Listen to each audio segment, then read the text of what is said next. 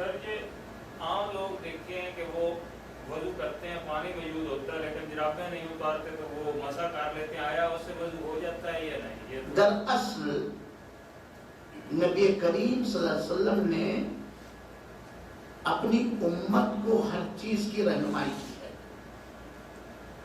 پیارے حبیب صلی اللہ علیہ وسلم نے اپنی امت کی رہنمائی ہر چیز کے اندر کی ہے. شرط یہ ہے کہ امت نبی کی رہنمائی کو پڑھے اور سمجھے.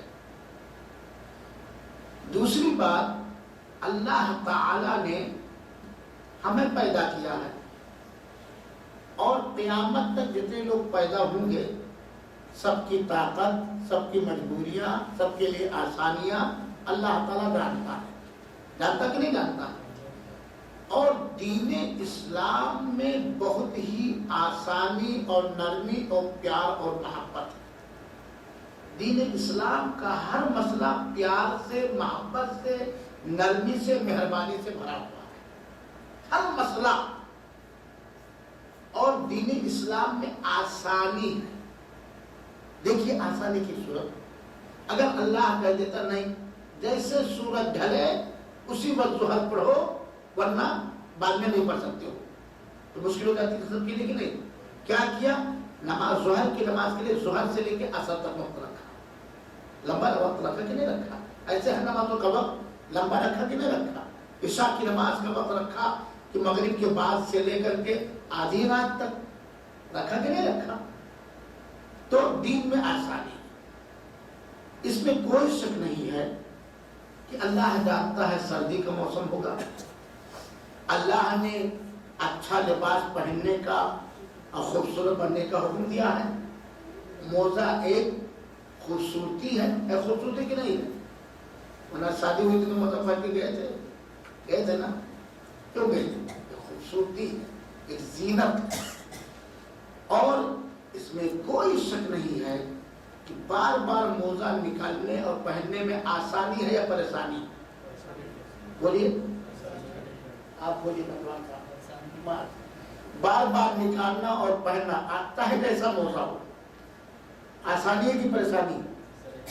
پریشانی ہے نا. اور دن میں کتنی بار وضو کرنا ہے؟ اگر کسی کا بڑا مضبوط ہے مسالہ تو چاہے، ورنہ 5 بار کرنا ہے نہیں سلام بھائی؟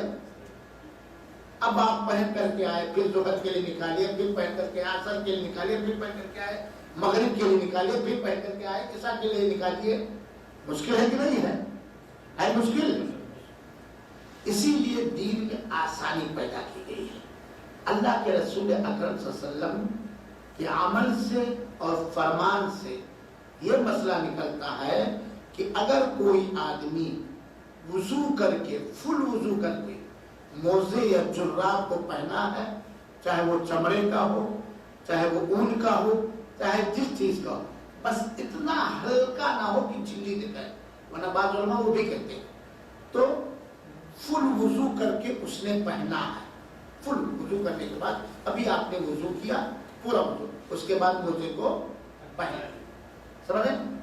اب اگر آپ احساری میں ہیں تو نماز کے وقت 24 گھنٹہ اس پر مسح کر سکتے ہیں.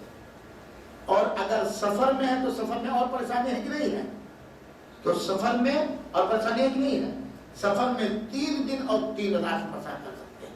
یہ اللہ کے رسول کی حدیث ہے.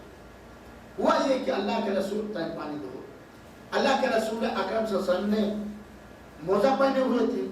اس زمانے میں چمڑے کا موزہ تھا، ہے نا، لیکن پیروی پہ پہننے کا ایک آلہ تھا، ایک برتن تھا، ایک کپڑا تھا. تو سب کچھ کرنے کے بعد جب پیر دھلنے کے لیے باری آئی تو اللہ کے رسول ایک صحابی آگے بڑھے. یہ تھا صحابہ کا احترام نبی کا. آج ہم لوگ بس یہ سمجھتے ہیں کہ نام آئے تھوڑا یہ کر لو بس کافی. نہیں میرے بھائی، دل میں احترام، عمل میں احترام. جب پیر دھلنے کی باری آئی تو صحابی بیٹھے تھے، دیکھا کہ اللہ کے رسول اکرم صلی اللہ علیہ وسلم کے پیر دھلنے کی باری آئی ہے اور آپ صلی اللہ علیہ وسلم موزہ پہنے ہوئے ہیں. تو بڑھے کہ میں نکال لوں. اللہ کے رسول کو نکالنے میں تکلیف نہ. تو اللہ کے رسول نے کہا اسے چھوڑ دو. فَإِنِّي لَبِسْتُهُمَا طَاهِرَتَيْنِ، ہم نے اس کو وضو کرنے کے بعد پہنا.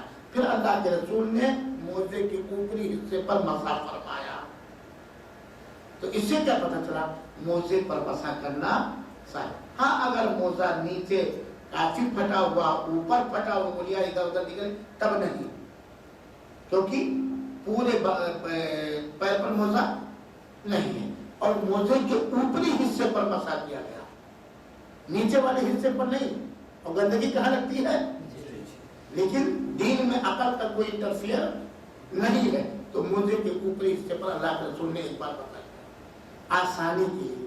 اور اللہ کے رسول شریعت ان پر اترتی تھی اور وہ شریعت کے پھیلانے والے تھے، پھیلانے والے تھے نہیں، اس لیے موزے پر مسح کرنا جائز ہے. ہاں ایک بات اور بتلا دوں، کچھ لوگ وہ کپڑے کا جوتا پہنتے ہیں اور موزہ پہن کر کے آتے ہیں، اگر وہاں داخل ہوں تو یہاں امام صاحب کی ناک پھٹ جائے، اتنی بدبو رہتی ہے.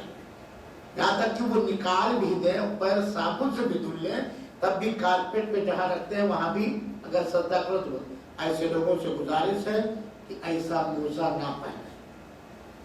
کیوں نہ پہنے؟ کیونکہ اس سے بدبو پھیلتی ہے. مسجد کا کارپیٹ میں گندگی لگ جاتی ہے. ایسی گندگی نہیں کہ جو ناپاک ہے، لیکن نمازی کو اس سے کیا ہوتی ہے؟ تکلیف ہوتی کہ نہیں ہوتی ہے. ان کو چاہیے کہ ایسے موزے نہ پہنا کرے تاکہ مسجد میں آئے تو نکالنے سے یا پہننے سے بدبو